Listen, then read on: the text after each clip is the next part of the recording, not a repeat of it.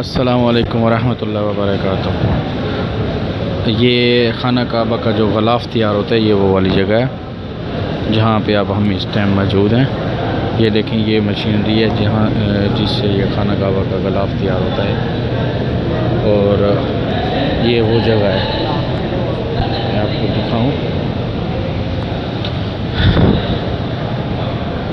ये सारा माशाअल्लाह से है, बहुत ही खूबसूरत मंज़र है। और ये देखें, जहाँ से ये तैयार होती हैं खाना काबा के ग़िलाफ़ के लिए, ये गोटे वगैरह और धागे वगैरह जो तैयार होते हैं। और ये वो औज़ार हैं जो इस्तेमाल होते हैं खाना काबा के ग़िलाफ़ को तैयार करने के लिए। और ये देखें, मैं आपको एक और चीज़ दिखाऊं।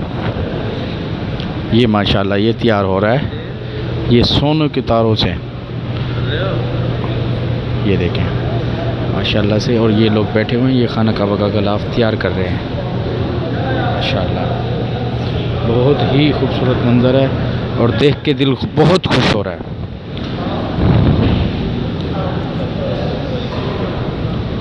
ये देखें आप,